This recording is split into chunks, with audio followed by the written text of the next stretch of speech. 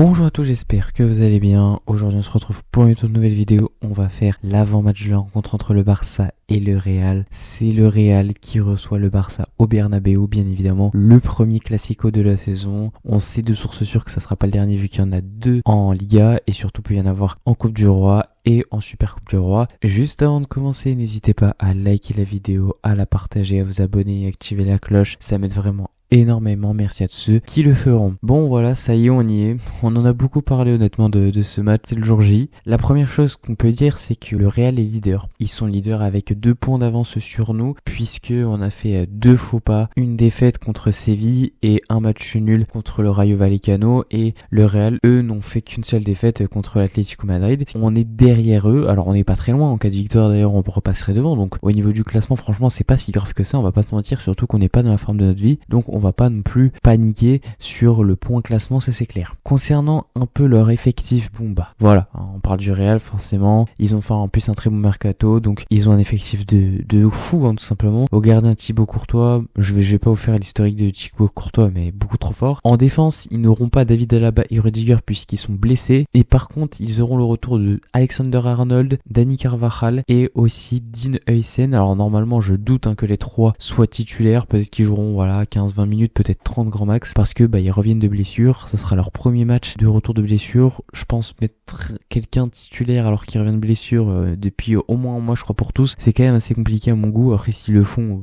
tant mieux pour nous, en vrai ils auront un manque de rythme donc peu importe, mais ils ont quand même accessoirement des bons joueurs, Carreras en latéral, très très bon joueur, Fran Garcia, Ferland Mendy, eux c'est un peu plus compliqué. Militao et Asensio, Raúl Asensio, ce sera probablement la défense centrale titulaire, et je sais pas qui est-ce qu'ils mettront en latéral gauche, je présume du coup peut-être Fran Garcia ou peut-être Ferland Mendy, j'en sais rien, des deux en tout cas, ça c'est sûr. Ensuite au milieu ils ont Federico Valverde, Brahim Diaz, Tchouaméni, Camavinga. Franchement leur milieu est de qualité, on peut même rajouter Bellingham qui est plus en milieu offensif, Arda Güler. Voilà, vraiment on a un milieu bien étoffé avec de la créativité, du pressing, je pense notamment à Valverde, la tour de contrôle, etc. Ils ont aussi des milieux avec des très très bonnes frappes. Güler a une bonne frappe, Tchouaméni et Valverde ils ont mis pas mal de buts de loin, je pense notamment au but de Tchouaméni face à l'Angleterre en Coupe du Monde, mais aussi à Valverde qui avait mis un but sublime, je sais plus si c'était l'année dernière ou l'année d'avant encore, qui avait mis un but contre Bilbao. Donc vraiment des très très belles frappes dans le milieu de ce Real Madrid. Et enfin en attaque, Rodrigo, Vinicius Junior, Kylian Mbappé, on a aussi Hendrick, mais flopesque ce début de saison, on va pas se mentir. Un effectif tout simplement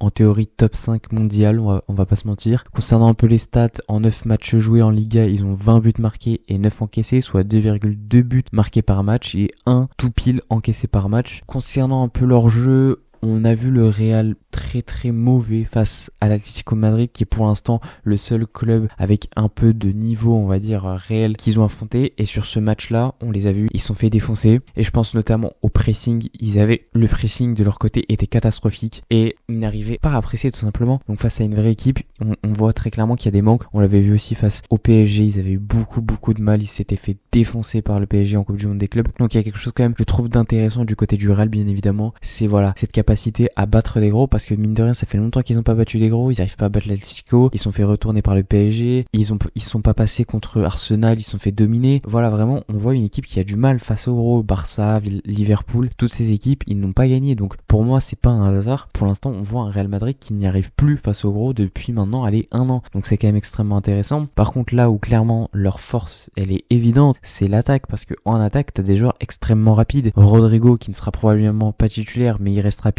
et Mbappé, Vinicius, surtout Mbappé dans le dos, en plus on le sait avec le Barça ça va faire mouche, et surtout que Mbappé ça va être le danger numéro 1 bien évidemment côté Madrid, parce que il est en forme, mais quand je dis en forme c'est fou. En Liga il est à 10 buts pour l'instant marqués en du coup 9 journées, soit plus d'un but par match. La forme est immense, et c'est pas tout, parce qu'en Ligue des Champions il a 5 buts en l'espace de 3 matchs. Alors vous allez me dire il y a beaucoup de pénaltys, je suis totalement d'accord avec vous, il a énormément de pénaltys, on le sait, le Real est vraiment bizarrement bien loti sur les pénaltys. On n'est pas complotiste, mais bon quand même il y a quelque chose de bizarre si je peux me permettre quand même. Donc ça on le sait, il n'y a pas de problème. Mais dans le jeu, Kylian Mbappé est vraiment meilleur par rapport à l'année dernière. Il est vraiment bon je trouve. Là va falloir être très très vigilant sur Mbappé parce qu'il pourra provoquer un penalty, il suffit d'une petite faute et ça sera penalty. Moi je vous le dis, on le sait sur ce match, mais d'ailleurs on reviendra. J'ai envie de parler quand même de l'arbitrage, je m'en fous, même si on va dire que tu fais que parler de l'arbitrage, je n'ai rien à faire. Je fais ce que je veux, c'est ma chaîne. Donc on va en parler sur la partie du Barça. On va directement d'ailleurs passer Barça. La première nouvelle pour moi la plus évidente, c'est qu'il n'y aura pas Rafinha. Voilà, Rafinha a rechuté. Enfin, c'est pas vraiment une rechute, mais il sera absent. Je pense qu'on le verra pas avant la trêve. En tout cas, c'est ce qui a été dit, 3-4 semaines. Bon,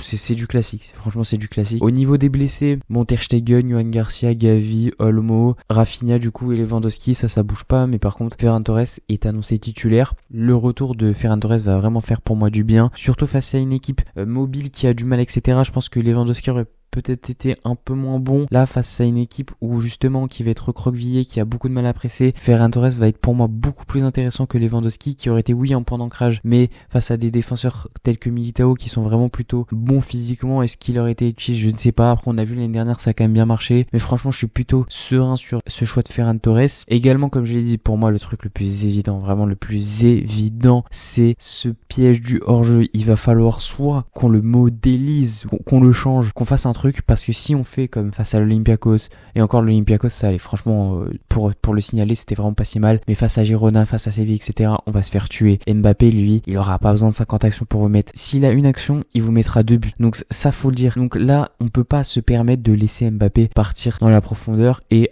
on espère, non, c'est pas possible, ce n'est pas possible. Donc là va vraiment falloir être bon, très très bon sur le piège du hors-jeu, c'est-à-dire prendre le moins de risques possible, changer un truc, je sais pas, faire un truc pour que si ça arrive une fois dans le match, ok, qu'on se rate, mais pas plus, vraiment pas plus. Je suis très sérieux. Si on fait ça tout le match, on se prend 5-0. Même si on met 4 buts, on se prendra 5-6 buts, 7 buts même. Parce que Mbappé ne va pas rater comme les autres. Ça, c'est clair. Je préfère le dire. Soit on ne fait pas le piège du hors-jeu, soit on fait un truc, mais c'est clair que va falloir faire très très attention parce que pour moi, c'est l'aspect essentiel. Également, la bataille du milieu de terrain, honnêtement, je nous la vois gagner, notre milieu de terrain, et avec tout le respect que j'ai pour le milieu de terrain du Real qui est franchement très très bon. Pour moi, on est supérieur à eux. Pedri, Frenkie de Jong, Fermin, c'est supérieur. Je suis désolé à Valverde, Tchouaméni et probablement du coup Güler, je pense. C'est supérieur. Soyons honnêtes, il n'y en a pas un qui est meilleur que l'autre dans son domaine. On n'aura pas de problème à ce niveau-là. Mais voilà, va falloir qu'on soit également très très bon au pressing parce qu'on a vu, c'est ce qui a marché du côté de l'Atlético, un très bon pressing parce que le pressing du côté du Real ne marche pas. Du coup, on n'aura pas trop de problèmes à ressortir du camp, mais il faut que nous, on les étouffe. C'est ça qui sera important. Et là, je pense que honnêtement, je vous ai donné toutes les clés. Bien évidemment, ce Classico, il est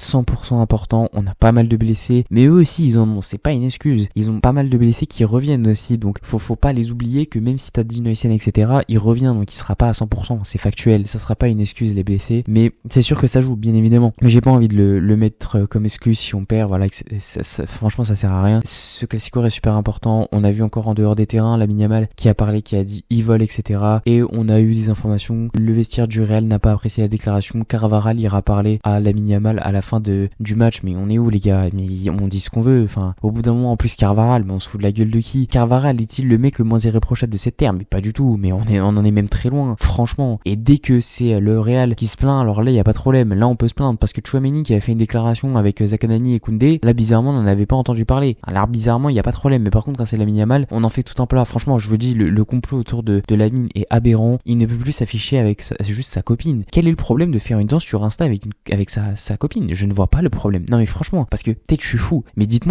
moi. Je suis d'accord, je vous l'ai dit très clairement, je n'ai pas apprécié que Lamine Yamal fasse une story contre le PSG pour la supprimer après le match parce qu'il a perdu et qu'il a fait un mauvais match. Ça je l'ai dit, j'essaie d'être le plus objectif possible, mais à un moment faut arrêter de déconner. S'il veut lui parler, d'accord qu'il aille lui parler, mais moi je vous le dis honnêtement, je suis à Araujo, quand je vois Carvajal aller vers Lamine Yamal, je lui fonce dedans, j'en ai rien à foutre. Donc j'espère d'ailleurs que notre capitaine De Jong, Araujo et tous les autres, ils seront bien à l'affût parce que si ça commence à me le charcler tout le match, franchement je sais très bien, d'ailleurs je vais parler de l'arbitre maintenant. L'arbitre c'est Sotogrado, pour ceux qui se souviennent pas, Classico 2023-2024 si je dis pas de bêtises, au Bernabeu, il nous refuse un but, on voit très très clairement à la VAR qu'il y a but, hein, le ballon rentre tous les jours, mais il dit non il y a pas but. Donc voilà, c'était lui, recherchez l'action, vous allez vite voir, vous mettez Sotogrado Classico sur TikTok ou un truc dans le genre et vous comprendrez. Mais voilà, franchement ne vous attendez à rien de la part de l'arbitre, on va encore se prendre des dingueries, j'en suis sûr à 100%, mais le plus important voilà, ça sera de pas s'énerver, de pas prendre de carton jaune stupide, de carton rouge. On en a déjà fait les frais avec Flick qui sera officiellement pas là puisque on a essayé tous les recours, ça n'est pas passé, je l'avais dit, c'était évident. Après il a pris qu'un match, ça reste honnête, voilà, on est bien. bien, on va pas se mentir. Il aurait pu prendre beaucoup plus si l'autre connard d'arbitre, je sais même plus comment il s'appelle, je sais plus c'est quoi son nom, avait vu le bras d'honneur. Là on était mort très clairement. Il aurait mis 18 matchs, donc voilà, on s'en sort bien. Mais le Classico, vraiment, ça va être une rencontre de fou. Ça va être une rencontre avec beaucoup de buts. J'ai donné les clés et maintenant on va pouvoir passer au 11 idéal au cage. Szczęsny bien évidemment. En défense, alors ça c'est vrai que j'ai oublié de le préciser, mais il y a des doutes sur Koundé qui ne s'était pas entraîné pendant 2 jours. Là il s'est entraîné aujourd'hui, je fais la vidéo le samedi, il s'est entraîné, donc je vais partir du principe qu'il sera là et je vais mettre Koundé à droite avec Baldé à gauche, et en défense centrale Koubarsi avec Christensen, même s'il ne sera pas, et je vois plutôt peut-être Arro, peut-être Eric Garcia avec Koubarsi, mais allez, on espère que Christensen soit titulaire, même si j'y crois absolument zéro. Au milieu, là je mets en double pivot Frenkie de Jong avec Pedri comme d'habitude, et Fermin en numéro 10 qui sort de son triplé face à l'Olympiakos. Il est en forme, mais vraiment en forme, il est on fire, mais comme jamais. Et enfin en attaque, c'est là que ça va devenir intéressant. À droite, je mets Lamine Yamal, à gauche Rashford, et du coup en numéro 9 Ferran Torres. J'attends beaucoup de Lamine Yamal, il a parlé, il doit assumer, et j'attends aussi beaucoup de Rashford qui nous a fait des déclarations pour dire je veux rester au Barça, je suis bien au Barça, le Classico c'est quelque chose que j'attends de pied ferme, montre-le nous. Voilà, c'est la fin de cette vidéo, j'espère qu'elle vous aura plu. N'hésitez pas à dire ce que vous en avez pensé en commentaire. Vous pouvez aussi me donner votre pronostic pour ce match là-bas. Moi je vais partir, allez, honnêtement je partirai sur un 2-2, mais puisqu'on est sur une chaîne Barça et que je suis supporter du Barça, on va dire 3-2 pour le Barça. En tout cas c'est le score que j'espère. Je me vois quand même encaisser ça, c'est sûr à 100%, et je nous vois aussi marquer. Je pense vraiment, je vous l'ai dit, un match avec beaucoup de buts. Comme vous avez pu le voir, j'ai enfin upload les nouvelles vidéos même sur le Barça. Donc là on va avoir 80-90 vidéos sur le Barça. Donc en fait vous ne verrez pas une vidéo, je pense, dans le même mois. Je pense qu'il y a tellement de vidéos que j'ai mis que voilà, vous franchement soyez sereins. Il y a des vidéos sur la Ligue des Champions, des vidéos sur la Liga, des vidéos de maintenant avec les matchs, des vidéos d'entraînement, donc vraiment il y a plein de trucs. Donc j'espère que ça vous plaira parce que ça m'a pris quand même extrêmement beaucoup de temps. Dites-vous que chaque vidéo c'est 1 minute, donc il faut l'enregistrer, il faut modifier pour que tout soit nickel, il faut l'envoyer, il faut la mettre dans le bon dossier, etc. Bref, c'est super long, donc j'espère que ce petit changement vous plaira. Également, n'oubliez pas de me follow sur tous les réseaux, que ça soit TikTok ou Insta, où je poste des segments de mes vidéos. Donc vous prenez celui qui vous arrange et vous le regardez. Je suis aussi bien évidemment sur Twitter, je vous mets tous les liens en description, vous n'avez plus qu'à cliquer pour me follow, et moi je vous dis tchuss.